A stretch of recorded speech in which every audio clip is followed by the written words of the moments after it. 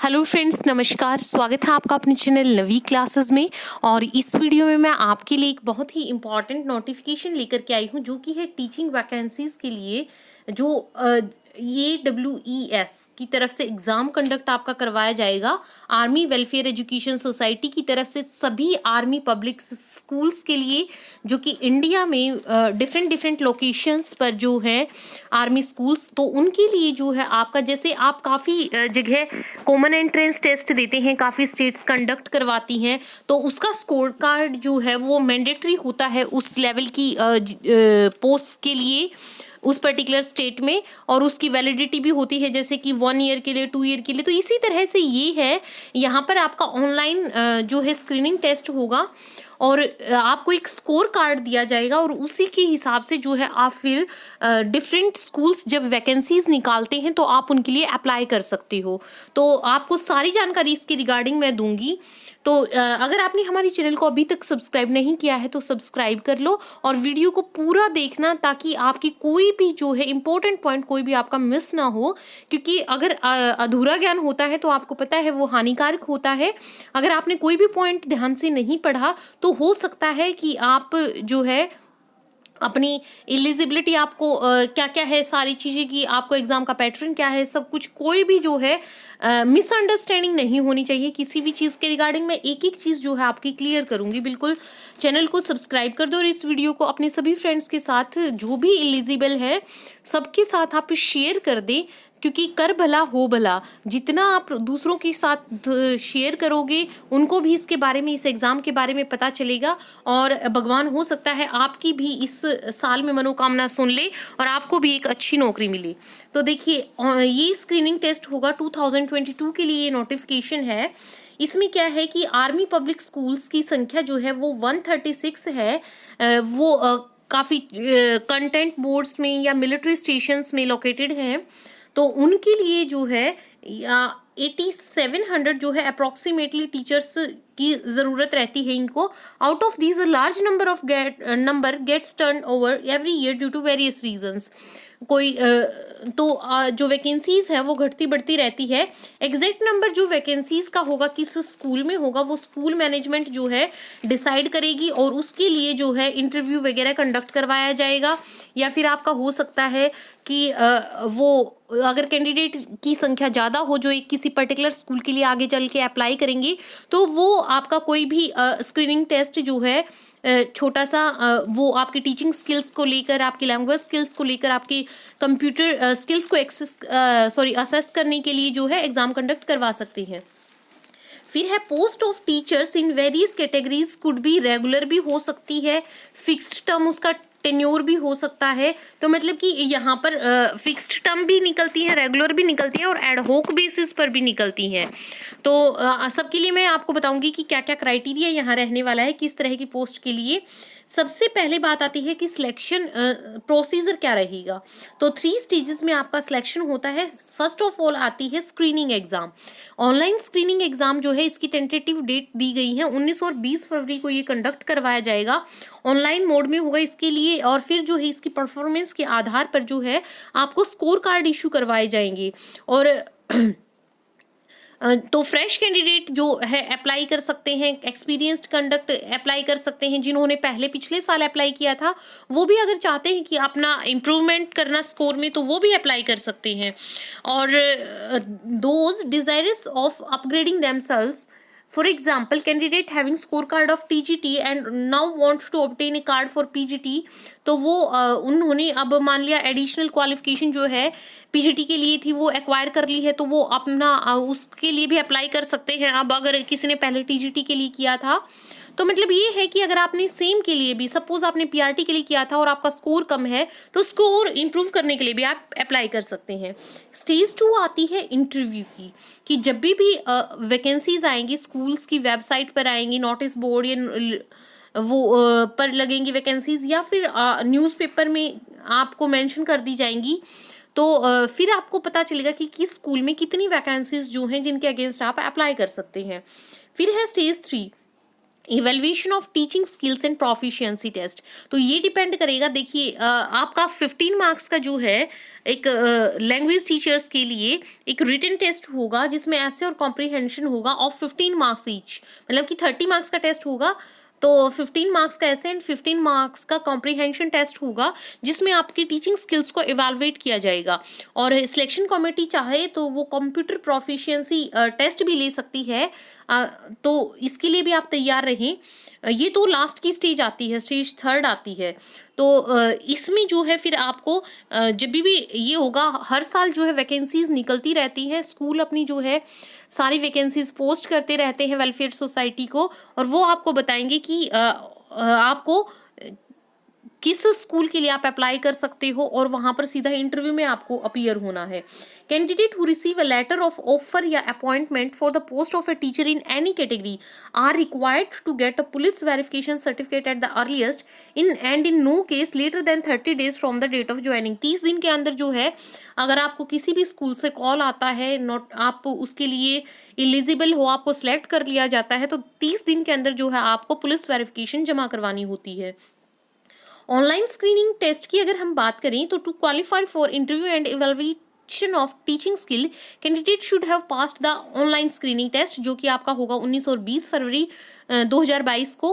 और इसके लिए जो है आपको एग्जाम सेंटर्स भी कहाँ होंगे, सब चीज़ में मैं बताऊंगी। लिस्ट ऑफ सब्जेक्ट्स भी दी गई है।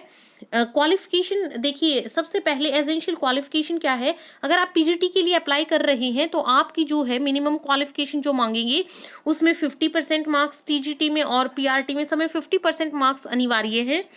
प्रोफेशनल क्वालिफिकेशन की अगर बात करें तो पीजीटी और टीजीटी के लिए बीएड, और प्राइमरी टीचर के लिए जो है बीएड या DEd, diploma in elementary education, कुछ भी चलेगा, और इसमें 50% मार्क्स जो है मिनिमम होने चाहिए। तो अ post graduate with less than 50% marks in graduation but aggregate 50% in post graduation and also 50% in subject 4 shall also be eligible। कि मान लो अगर आप किसी पीजीटी पोस्ट के लिए अप्लाई कर रहे हैं या टीजीटी के लिए कर रहे हैं, आपकी पीजी डिग्री में तो 50% मार्क्स हैं, लेकिन आपके मान लिया पहले ग्रेजुएशन में 50% मार्क्स नहीं है, या तो आप उसके लिए एलिजिबल है। फिर बात आती है इसमें एज क्राइटेरिया की, तो जो भी फ्रेश कैंडिडेट, जिनको भी 5 साल से कम का एक्सपीरियंस है, सबको इन्होंने फ्रेश कैंडिडेट जो है ट्रीट किया है। तो 1 अप्रैल 2021 के हिसाब से जो है फ्रेश कैंडिडेट्स जो हैं वो जो बिलो 40 ईयर्स उनकी एज होनी चाहिए। एक्सपीरियंस्ड के लिए बिलो 57 ईयर्स यहाँ पर मेंशन किया गया है। सीटेट या टेट जो है वैसे तो मैंडेटरी नहीं है, लेकिन एडहोक पोस्ट के लिए जो है वो अप्लाई कर सकते हैं जिनके पास सीटेट या एचटेट नहीं है। अगर रेगुलर या फिक्स्ड टर्म जो वैकेंसीज हैं उनके लिए आपका सीटेट या एचटेट भी, सॉरी सीटेट या कोई भी स्टेट टेट जो है वो कंपल्सरी होगा। सारी जो है आप गाइडलाइन पढ़ लें अप्लाई करने से पहले।